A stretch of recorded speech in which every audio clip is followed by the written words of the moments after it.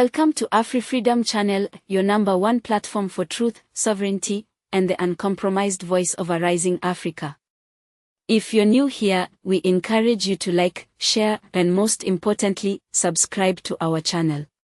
We bring you consistent updates, critical analysis, and untold stories that matter to Africans on the continent and in the diaspora. We value your perspective. So as you watch this video, we invite you to participate actively.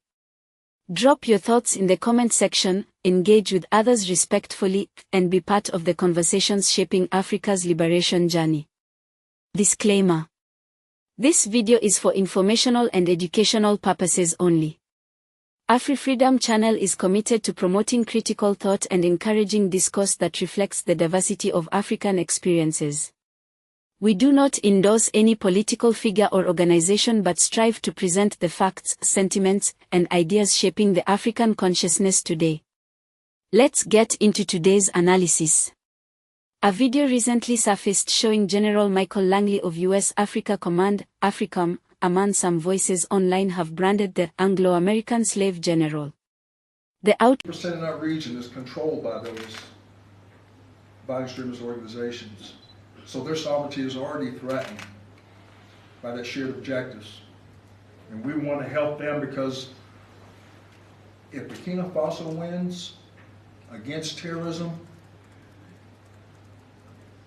all the bordering countries win as well. Outrage in the Pan-African space is not just about his presence, but about what he represents, the continuation of imperialism in a new uniform.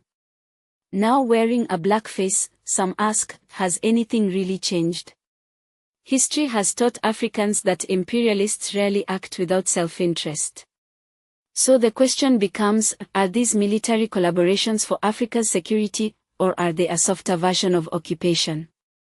How much of AFRICOM's presence is truly about peacekeeping, and how much is about maintaining geopolitical control in a resource-rich continent?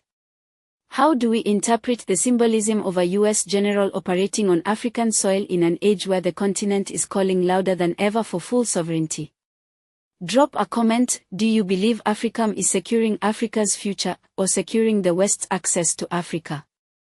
Meanwhile, a very different image of leadership is rising in Burkina Faso, where Captain Ibrahim Traoré is gaining immense support for what many are calling a Pan-African renaissance. His bold rejection of neocolonialism. Burkina Faso, as I say, represents decentralization. It represents variance. It represents a threat to the power consolidation. They see Ibrahim Traoré as a glitch in their system, but their system is a virus on humanity. Burkina Faso represents not only the promise of African liberation, but liberation for all of us. And the instinct for liberation is not a bug in the human software, it's a feature.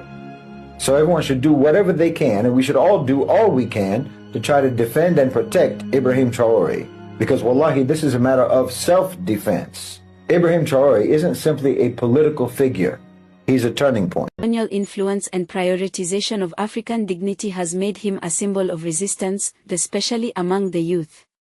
Many online are now saying, Captain Traoré must be protected at all costs. And it's no exaggeration, history has shown that revolutionary African leaders often face the wrath of foreign interests the moment they refuse to bow. Traoré's growing popularity is not just about Burkina Faso, it is about the collective longing of a continent for real leadership. But here's the critical question, can one man's courage shift the destiny of a continent? And if so, will Africa unite in time to protect him from the same fate that silenced Sankara, Lumumba, and Nkrumah? Comment below, is Traoré a leader for Burkina Faso or a beacon for all of Africa? Can the people rally fast enough before the powers that be attempt to remove him? In a parallel move that has raised both praise and concern, the Burkinabe government has begun installing surveillance cameras and drones at every major road intersection. Le système de vidéoprotection, sa mission est triptyque. Pour superviser donc l'espace public à travers les caméras. Le premier A pour alerter les unités opérationnelles en cas de tout fait d'intérêt. Le second A c'est assister en temps réel et en différé. En temps réel, le centre assiste les unités engagées dans leur intervention. Ils doivent le voir avec la simulation. Place donc à la simulation. Ici, une voiture suspecte est repérée par les caméras de la vidéosurveillance. Le protocole est déclenché. Oui, il regarde d'abord c'est quel type de véhicule et la personne à quelle corpulence et voilà. Donc il commence à collecter certaines informations importantes. Puis, décision est prise d'alerter les unités mobiles de la police. Contrôle à PS mobile 1.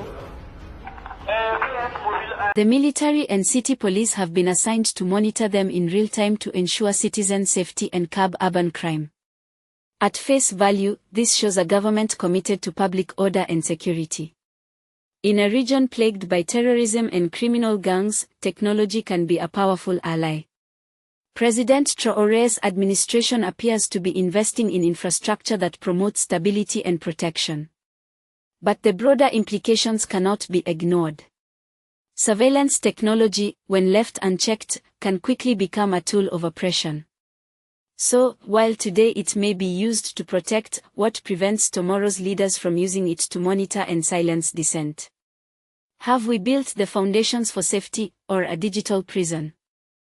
Ask yourself, can we trust governments with unlimited surveillance powers in nations where accountability is still developing? Are we prepared to hold leaders responsible if this technology begins to violate civil rights?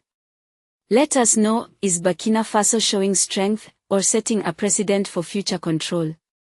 In conclusion, Africa stands at a profound crossroads.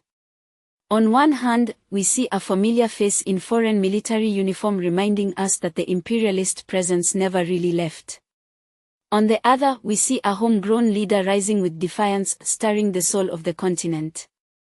And in between, we see technology being introduced in ways that could secure our streets or control our freedom. The question now is, what kind of Africa are we building? One that is watched by foreign generals, ruled by fearless patriots, or managed by faceless algorithms.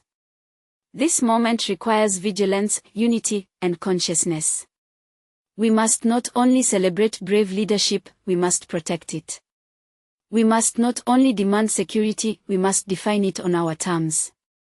And above all, we must be bold enough to ask hard questions, even when the answers make us uncomfortable. Thank you for tuning into AfriFreedom Channel.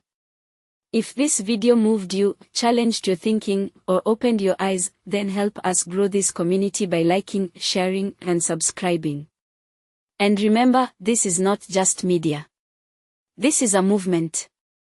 Until next time, stay awake, stay informed, and stay committed to African freedom.